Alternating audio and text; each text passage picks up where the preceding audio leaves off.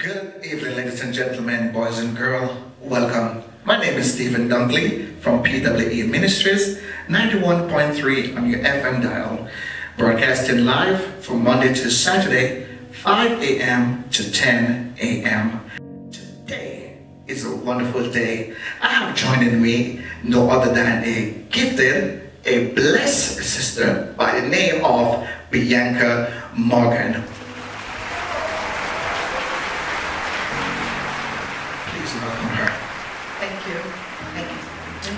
Welcome, welcome. You may have a seat. Bianca, how are you today? I am feeling great.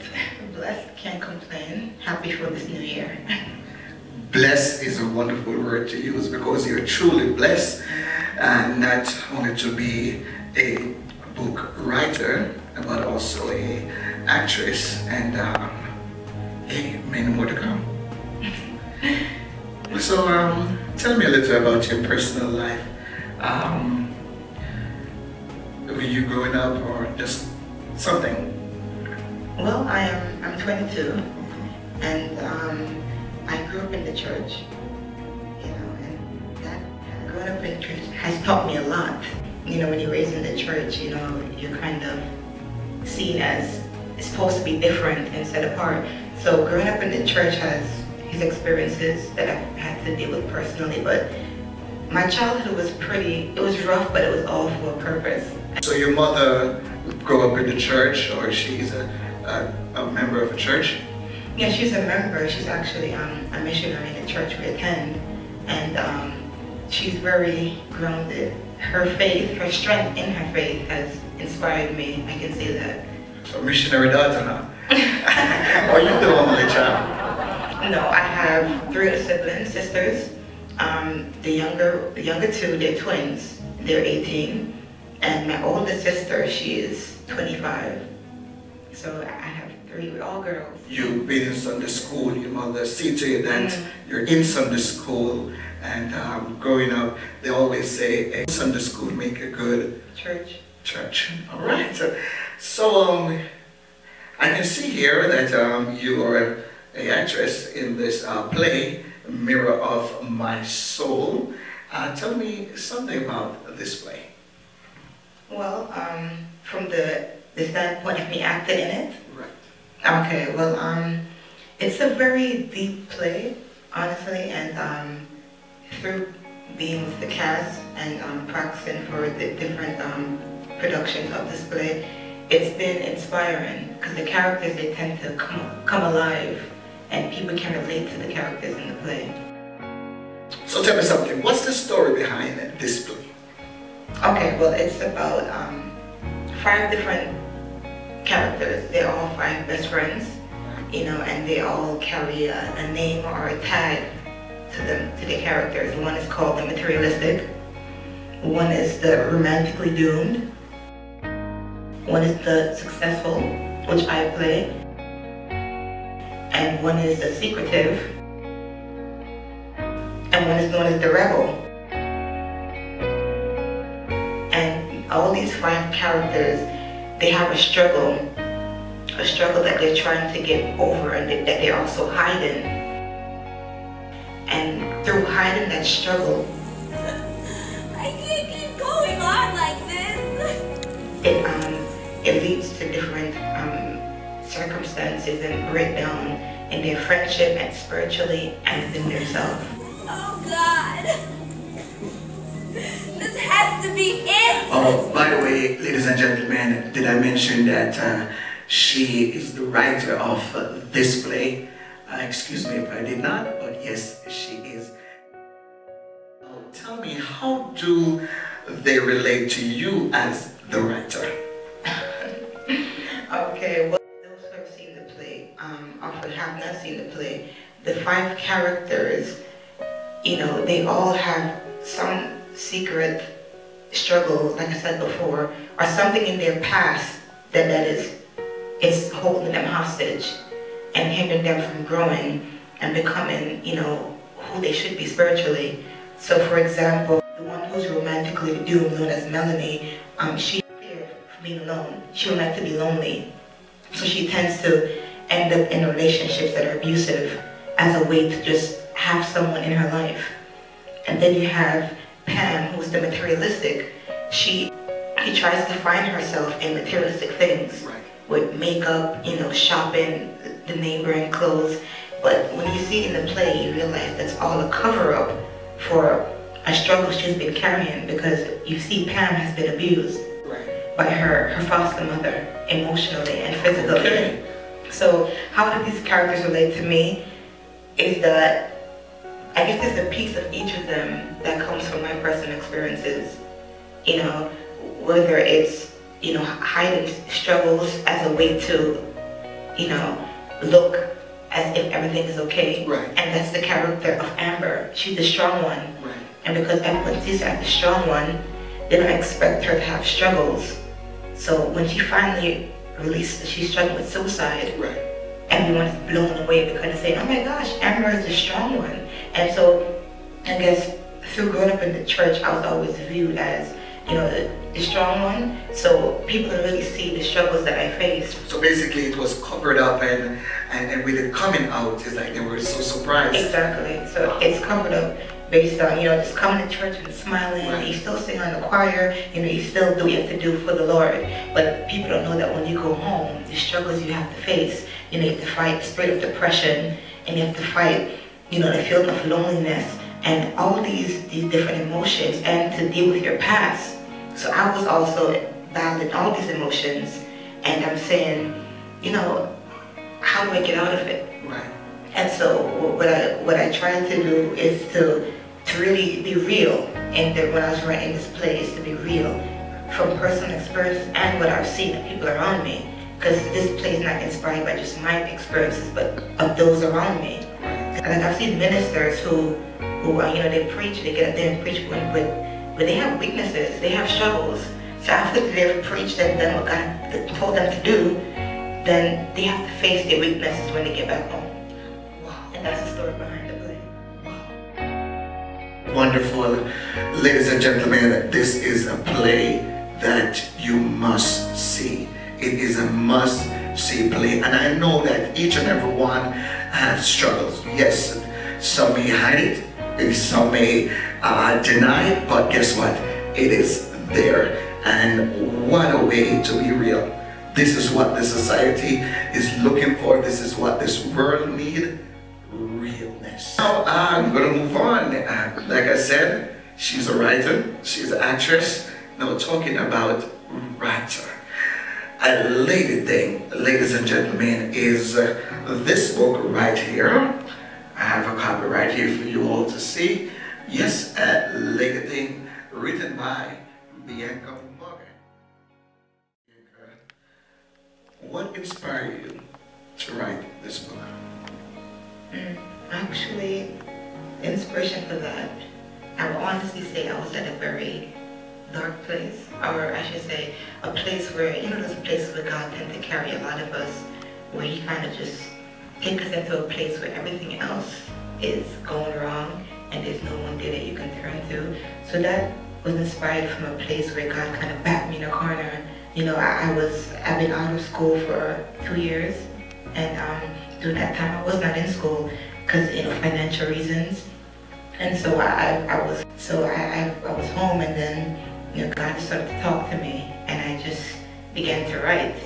And then I always had this passion for reaching out to young girls like myself.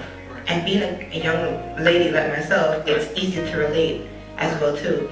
And from my personal experiences, I just wanted to find a way and a means to reach out to them and to tell them that, you know, they're not alone in whatever they're going through. And writing became that method. And so, you know, this idea for the book started out as a magazine. I wanted to do a magazine for young ladies. But as I kept writing, I'm saying this is going to be a long magazine.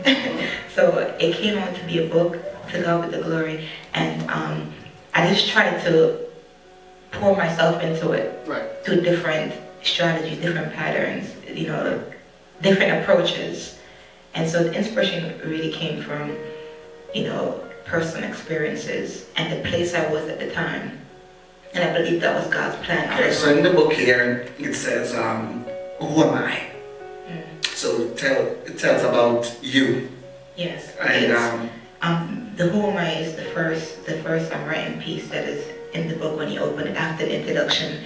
And the who am I is a question that I've been asking myself, and I'm sure a lot of people ask that question, who am I? Well, tell you something. I ask myself that too. Who am I? So, ladies and gentlemen, who are you? And it's a question you never really answer. You can answer to an extent, but as you get older with more experiences and you know, exposure to different things and environments, society, the question and the answer, it changes. But who am I? I was asking myself, and I was writing out how I saw myself from my past experiences, my present, and to where my future is going to be. Speak about obsession. How? Obsession, and it comes right after Who Am I story. You know, through the journey of finding myself, I realized that I have this undying passion and love for God. And it comes from just realizing that after all you've been through, for Him to still love you and to still stand by your side and be a father. And when, you know, my father was not in my life, to be a best friend and to be everything that I needed, it developed this love and this passion for God. Now, ladies and gentlemen, don't be mad at me, right? Don't laugh at me. But I'm going to ask you a very serious question here. I know you, Sister Bianca. I work along with you in the ministry, and you also the youth choir director. And I never knew you have a man. No, ladies and gentlemen, she laughed, but in the book it said, I found the man. So tell me something about this man. I'm not going to get deeper in the book. I'm going to leave it for you to purchase your copy. Later on, we'll give you some information how you can get your copy, and not only yours, but copy for others, right? Lord, my God. I'm glad that one came up. I said, oh, I thought you'd have married already. And I'll tell you something. When did you realize that writing was the path you want to take? Well, good question. I will say that it wasn't a specific time when I realized that this was it. I've always had that feeling and that drive. You know, even coming up in school, even to write essays in class, it was always my passion. And I had always had this drive to do it. No matter how long or how intense, I had this drive to do it. So I always knew writing was what I wanted to do in terms of passion. But when I realized that something I need to do as to act on now, because before I was letting it rest, just write, put it to the side. But then it was like after I told you about, I was out of school for a few years, couple years, God actually told me to pursue writing full time. And so, during my time home from school, I just started to write. And you know, God just started to have His way in that method, in that means. So we have the little thing here, yes. Is there any other writings that you have in mind and are you doing right now? Well, during the process of writing a lady thing, I was at the same time working on a lot of other materials. So I would say yes, there's a whole lot more material, and you know, that's why this YouTube channel will help me to kind of push them to the surface as God leads me. Okay. So what can we expect to see on this YouTube channel, and when will we expect to have it out? Okay, well, I've always been looking for a place to kind of stage my writing, not just plays and books, but just short creative thoughts, whether it's poem, you know, blog ideas, you know, short series, right. You know, so I guess the YouTube channel will be the domain or the place where I can just freely just freestyle some of my writings and kind of build an audience and kind of do what the whole purpose of this is, which is to encourage and inspire and transform the life of ladies around the world. So I want this to be the place where other young people can come and look, and they can actually find encouragement through looking at this page and subscribing to this page. So you hear it from her directly that expect to see something wonderful. Now I'm going to ask you right now, for everyone around the world that is watching this, where can they go to get your book? And not only your book, do you have any information about where they can go to see the play and other information? Okay, well, the book, first of all, you can purchase your copy on zulonpress.com. You can get it there. It's Zulon, Xulon, press.com, and you type in Lady Thing. You can type it into Google, a Lady Thing into Google, and different options will come up as where you can purchase it. Barnes & Noble, Amazon, and also you can find us on Facebook. You can like the page on Facebook and just, you know, give us your support. And that's for the play. Oh, I'm sorry, back to the book. You can also go to christiandesignstudios.com and purchase, you know, different A Lady Thing accessories, like A Lady Thing hats, A Lady Thing t-shirts, Lady Thing pillows, and, you know. Hold up. More information for you, ladies and gentlemen. So do you have Lady Thing t-shirts and handbags? Well, the handbags are coming, but right now we have hats, t-shirts, pillows, and, you know, a little... Oh, canvas. I'm sorry, and canvas. I'm a bit upset here, you know, and I wish your mother, do you have a son or something? Do you have a brother? You never know what to talk about with, you know, a guy thing. But all right, so they can get all those stuff on. You can get the accessories, which are the hats, t-shirts, the canvas, and the book itself, the link as well, on christiandesignstudios.com. You can type in Lady Thing there. And as for the play, if you want to see the play, there are DVDs on sale. You can contact me directly at my email, which is below in the link.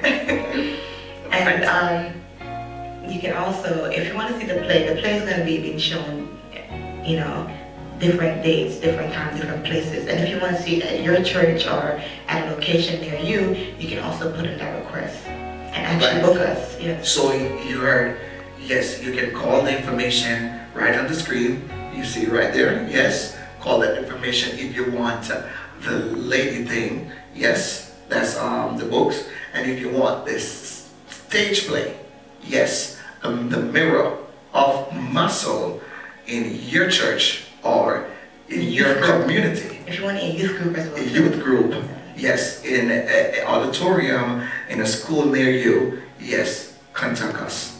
Right there, the information is right there. And ladies and gentlemen, it was a wonderful time. Bianca, it was good having you. Thank you for having me. Pleasure. And I hope we do this again. And ladies and gentlemen, you can also reach me on pweministries.com each and every day from Monday to Saturday, 5 a.m. to 10 a.m. Number to call 718-280-1482. That's 718-280-1482. On behalf of Sister Bianca and Brother Stephen, we say ta-ta.